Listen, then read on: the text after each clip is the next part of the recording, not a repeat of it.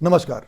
साहित्य तक में आपका स्वागत है। ये कहानी फिल्मी है। मैं एक और दिलचस्प किस्सा लेकर आपके सामने मैं हाजिर हूँ, रेहान अब्बास। आज जो किस्सा मैं आपको सुनाऊंगा, आप भी सुनने के बाद कहेंगे कि वाकई इसमें कई एंगल्स हैं इस कहानी में और वाकई ये बेहद दिलचस्प है। तो मैं आपको बता दूं, ये बात है 1971 की फिल्म आनंद की। ये फिल्म थी जिसमें कि उस दौर के, या कह लें कि उस दौर के सुपरस्टार थे और आने वाले वक्त के सुपरस्टार या सदी के महानायक अमिताभ बच्चन, और जैसा मैंने कहा उस दौर के सुपरस्टार यानी 1971 में राजेश खन्ना। तो इस कहानी में आपने पर्दे पर तो राजेश खन्ना और अमिताभ बच्चन को देखा। वो कहानी बहुत शानदार तैयार थी। मगर ये बताऊं आपको कि ऋषिकेश मुखर्जी की बनाई हुई ये फिल्म आनंद किस तरह से राजेश खन्ना और अमिताभ बच्चन के खाते में आई।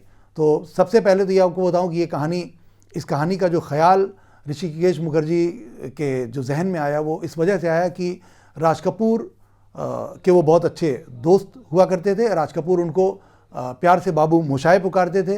और एक बार हुआ यूँ कि राज कपूर बहुत बुरी तरह बीमार पड़ गए और उस वक्त ये बहुत ज़्यादा परेशान हुए ऋषिकेश मुखर्जी, और वो पंजाबी और एक बंगाली। तो इस तरह की ये कहानी उन्होंने अपने जहन में खाका तैयार किया जो उनके और राज कपूर की दोस्ती को लेकर थी। फिर शुरू में उन्होंने सोचा कि इस फिल्म में शशि कपूर और राज कपूर को लें, लेकिन किसी वजह से आनंद में शशि कपूर और राज कपूर नहीं काम कर पाए।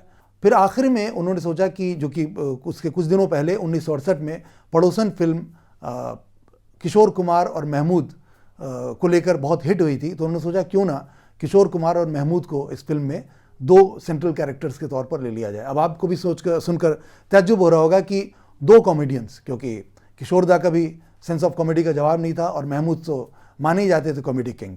तो ये दो कॉमेडियन अगर होते तो आनंद जैसी बेइंतहा संजीदा फिल्म, हालांकि यूँ कह लूँ कि उस आनंद के जो मुख्य किरदार है उसको बड़ी खूबसूरती से राजेश खन्ना ने निभाया है। उसमें बड़ा ही जो एक कह रहे कि ट्रेजी कॉमेडी दोनों है जिसको बोलते हैं।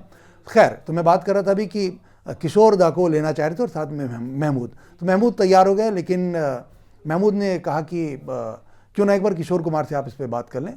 तो खैर, तो किशोर दा से बात करने के लिए ऋषिकेश मुखर्जी उनके घर पहुंचते हैं। अब यहाँ बड़ी दिलचस्प बात एक होती है कि जब किशोर कुमार से मिलने के लिए ऋषिकेश मुखर्जी उनके घर पहुंचते हैं, तो किशोर दा के घर पे जो गेटकीपर था वो उनको घर में घुसने नहीं देता। तो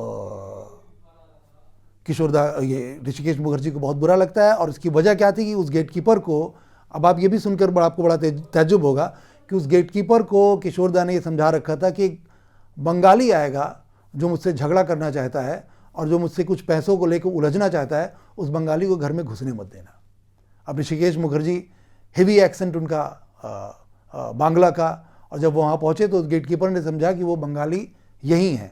दरअसल वो बंगाली कोई साहब थे जो इवेंट मैनेजर थे, जिनके साथ लेकर किशोर दा का कुछ पैसों के लेके थोड़ी अनबन चल रही थी। लेकिन बजाय उस इवेंट मैनेजर के, जो उनका गेटकीपर था, उसने ऋषिकेश मुखर्जी को, ऋषिदा को भगा दिया। ऋषिदा इतना नाराज़ हुए इस बात से कि उन्होंने कहा कि मुझे महमूद और किशोर कुमार के साथ इस फिल्म में काम ही नहीं करना है।